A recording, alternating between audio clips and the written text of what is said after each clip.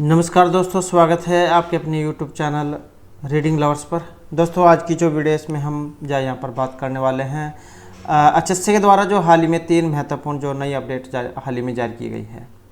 और अगर आप इन तीन अपडेट को देखना चाहते हैं तो हमारे साथ अंत तक बने रहिएगा। तो ये आप देख सकते हैं यहाँ पर, ये हमारी पहली अपडेट है।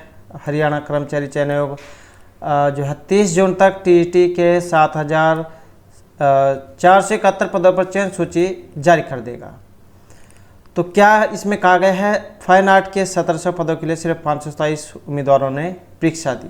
तो टोटल जो यहाँ पर 1700 पद थे और जिसमें से 572 वगैरह कुछ जो फार्म भरे गए थे, लेकिन उनमें से भी 527 जो कैंडिडेट है उन्होंने परीक्षा दी है। सामाजिक आर्थिक मानदंड के अंकों का दावा करने या छोड़ने के लिए 4 दिन का समय यहाँ पर दिया गया है। शेष हरियाणा और मेवात कैडर के 7 कैटेगरी के लिए 33,000 ने लिखित परीक्षा दी है। तो क्या कुछ इसमें कहा गया है,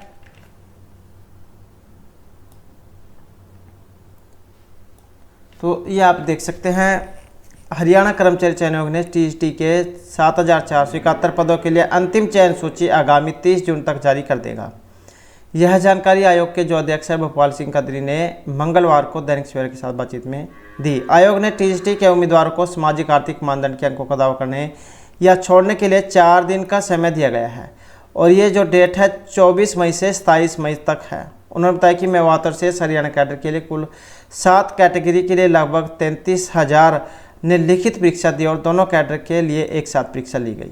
आंसर की अपलोड कर दी गई है। उन्होंने जानकारी दी कि फाइनल आंसर की 1700 पदों के लिए सिर्फ 572 ने आवेदन किया था और उनमें से 527 ने ही परीक्षा दी है।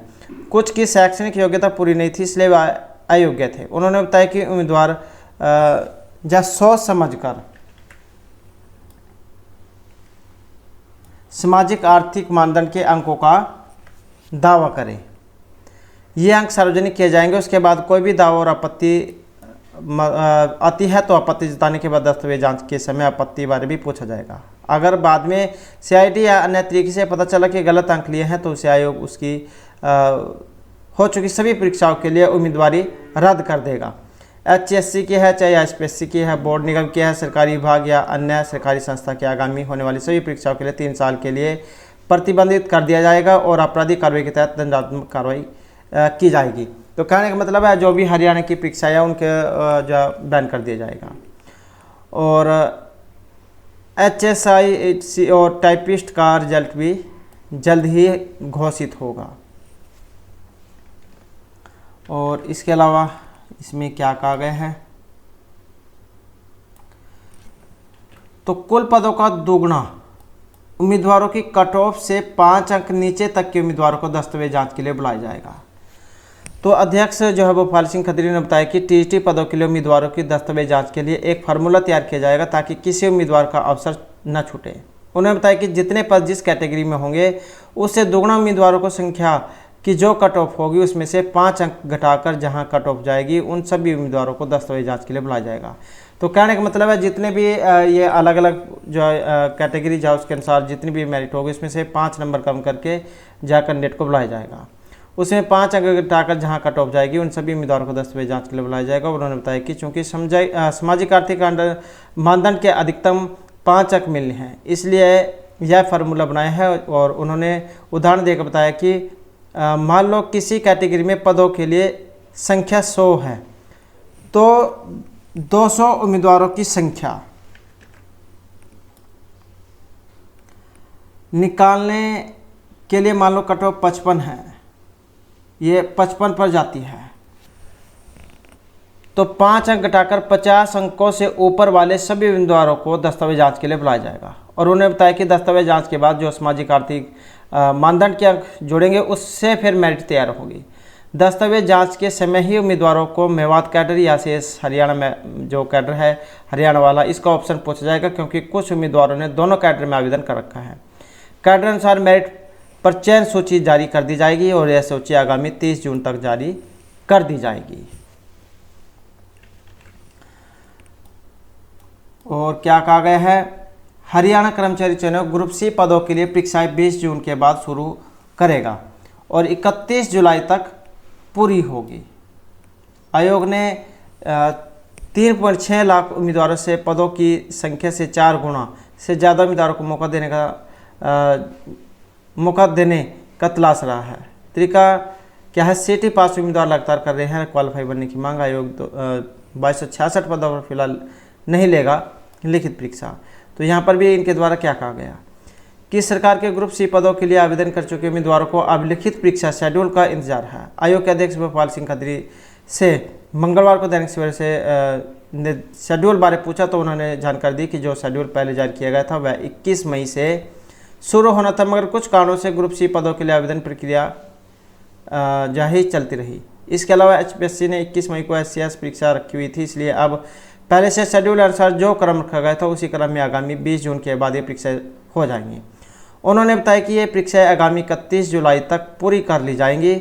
और अध्यक्ष भोपाल सिंह खत्री ने बताया कि हाईकोर्ट ने याचिका पर सुनवाई करते हुए CET विज्ञापन के बाद आए पदों पर भर्ती प्रक्रिया पर रोक लगाई है, इसलिए इसे 2266 पदों पर फिलहाल परीक्षा नहीं होगी। उन्होंने बताया कि हाईकोर्ट के इस फैसले पर आयोग अपील दायर करेगा, क्योंकि आयोग ने विज्ञापन से स्पष्ट कर दिया है कि ग्रुप सी के इन पदों या आगे आने वाले पदों के लिए CET जरूरी रहेगा।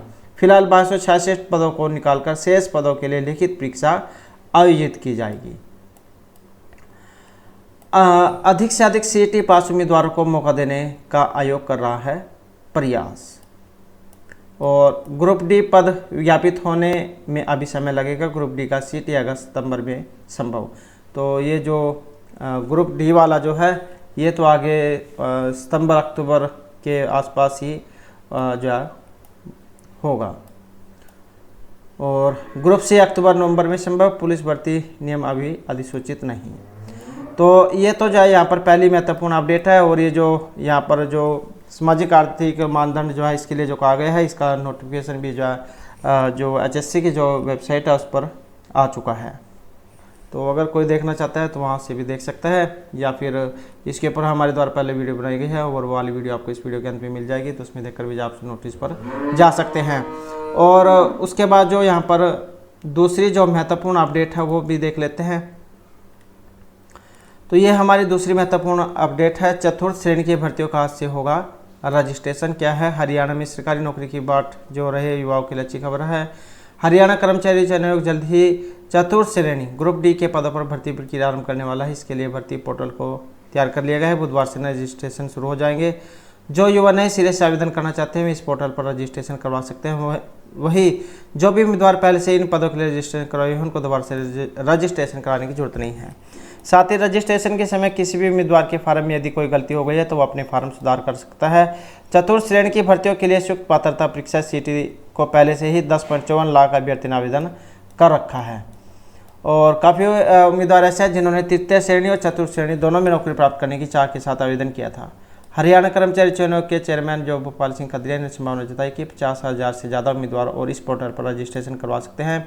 वहीं ग्रुप डी परीक्षा को लेकर उन्होंने कहा कि CET परीक्षा का आयोजन अगस्त या सितंबर महीने में होने की उम्मीद है। इसके लिए तैयारी की जा रही है और हरियाणा कर्मचारी चयन आयोग इस भर्ती प्रक्रिया के लिए पहले स्क्रीनिंग टेस्ट लेने की तैयारी कर रहा है। मई में ही नया शेड्यूल तैयार किया जा सकता है। तो हो सकता है आज जो यहाँ पर इसके लिए पोर्टल जो है ये खुल जाए। तो ये दूसरी महत्वपूर्ण अपडेट थी। और जो नेक्स्ट जो अपडेट है वो भी देख लेते हैं। तो ये हमारी जो नेक्स्ट जो अपडेट है वो भी आ चुकी है। हरियाणा कर्मचारी चयन आयोग ने चयनित पुरुष महिला सिपाही की बायोमेट्रिक मिसमैच उम्मीदवार को फोटो के आधार पर दी राहत। तो जैसा कि आपको पता है हाल ही में जो एक नोटिफिकेशन भी आया हुआ था HSC की वेबसाइट पर। तो जिनके जो है बायोमेट्रिक सही मिलान नहीं हो रही थी उनको दोबारा से जो है बुलाया गया था बायोमेट्रिक के लिए। तो उसमें फिर जो यहाँ पर कुछ बायोमेट्रिक भी हुई है और कुछ जो कैंडिडेट सही पाए गए हैं या जिनका मैच नहीं हुआ था तो उनको उनकी फ़ोटो के आधार पर फिर सही माना गया है। आयोग के अध्यक्ष भोपाल सिंह खत्री, सदस्य कंवलजीत सैनी, विजय कुमार इनके द्वारा जो इनका जो मिलान हो किया गया। तो कुछ उम्मीदवार थे जिनकी यहाँ पर जो बाहर हुए हैं जिन्होंने परीक्षा जो बायोमेट्रिक जो सही नहीं थी, और कुछ कैंडिडेट ऐसे हैं जिनकी फ़ोटो के द्वारा मिलान कर लिया गया है कि वो बहुत से कारण हो सकते हैं जिनके बायोमेट्रिक अब मिलान नहीं की थी। तो ये ही हाल ही में महत्वपूर्ण अपडेट जारी हुई है। और अन्य महत्वपूर्ण अपडेट के लिए आप चैनल को सब्सक्राइब कर लीजिएगा। इसके अलावा अगर आपने अभी तक जो है वीडियो को जो लाइक नहीं किया तो लाइक कर लीजिएगा और हमारे साथ अंत बनाने के लिए धन्यवाद।